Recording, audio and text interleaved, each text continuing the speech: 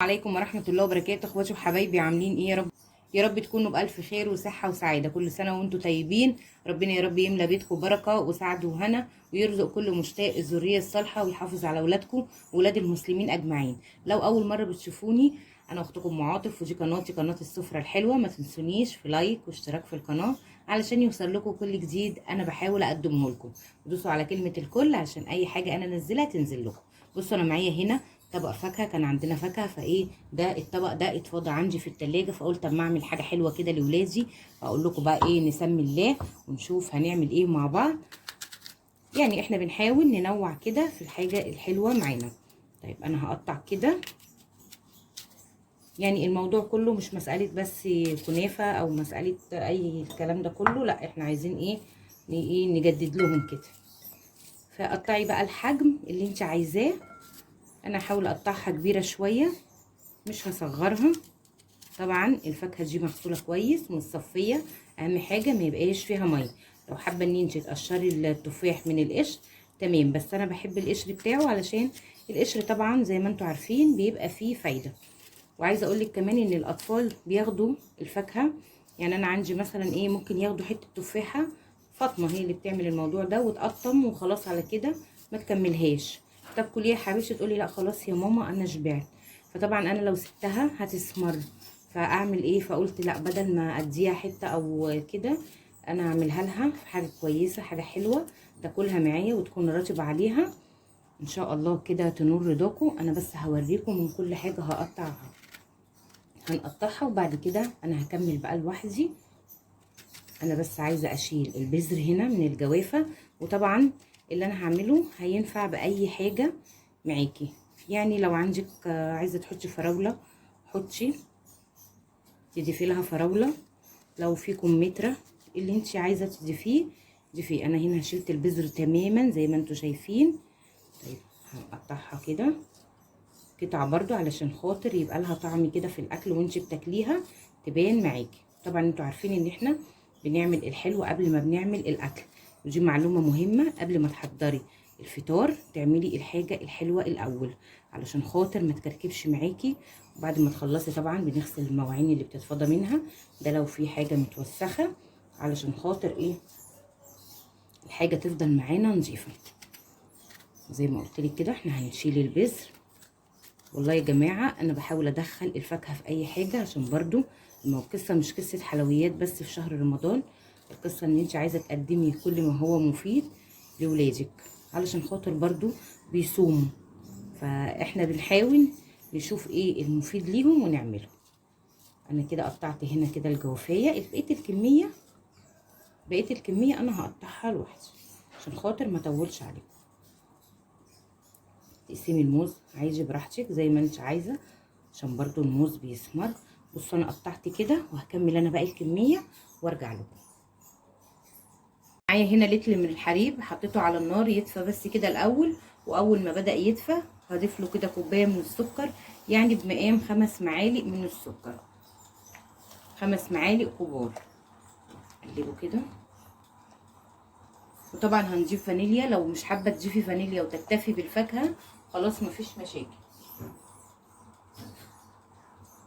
اديها بس تقليبه، هي دلوقتي خلاص قربت تدخل في مرحله الغليان. دوبنا كده السكر، والسكر طبعا حسب رغبتك. بصوا هنا بقى انا هنحط كده 3 معالق من النشا كبار، دوبهم كده في الميه. وصفه معاكي سهله وجميله، وهتحطي برضو الفانيليا زي ما قلنا. بصوا بقى كده هتبدا تتقل معاكي خلاص. طبعا اول ما تنزلي بالنشا تحاولي تبقى ايديكي فيها على طول.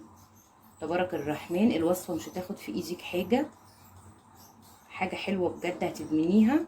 هتعمليها في الصيف، تعمليها شتاء، بجد هتنفع معاكي وتبقى جميله جدا.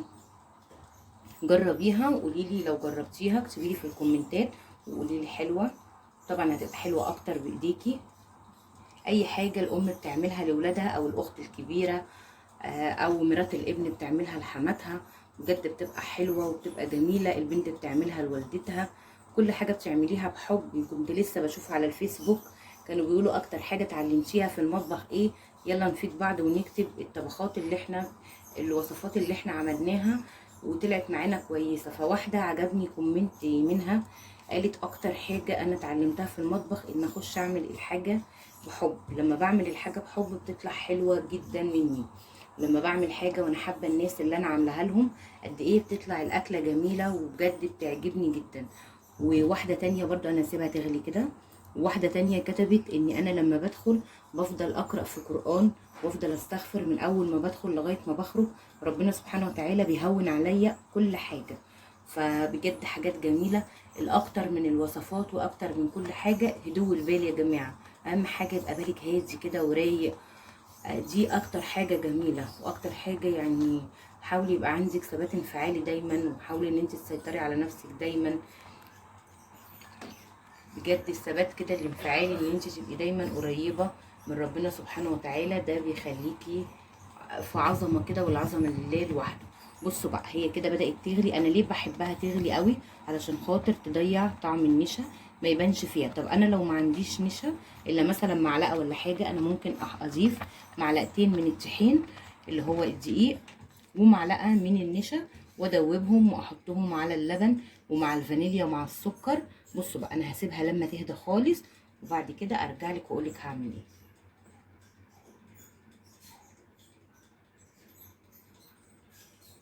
بصوا كده بقى خلاص هي اتعملت معايا واستوت كده.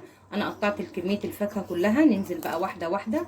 اللهم صل على النبي صلى الله عليه وسلم. جميله يا جماعه حلوه جدا بجد. هتبقى تحفه وهتعجب ولادك قوي. لو حابه تعمليها بكريمه الكاستر برضو هتبقى حلوه.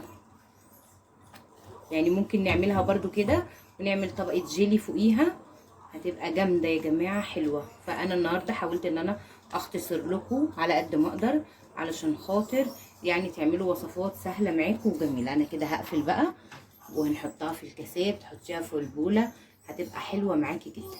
نغرفها ونرجع. بصوا بقى يا جماعه انا كده ايه غرفت كل الكميه وبكمل الباقي. ولو اتفضى مني حاجه انا هحطها برده في طواجن. وحاولي برده ايه يعني تحطي فاكهه وتحطي مهلبيه. بجد ان شاء الله الوصفه هتبقى حلوه كده وهتعجبك باذن الله وهتجربيها في الهنا يا رب العالمين. كده ربنا يجعل ايامكم كلها خير وبركه. خلاص كده يا جماعه ودي النهايه. ان شاء الله باذن الله يعجبكم وينور رضاكم. اتمنى تجربوه. ما تنسونيش في لايك واشتراك في القناه علشان يوصل لكم كل جديد انا بعمله. اترككم في رعايه الله وامنه والسلام عليكم ورحمه الله وبركاته.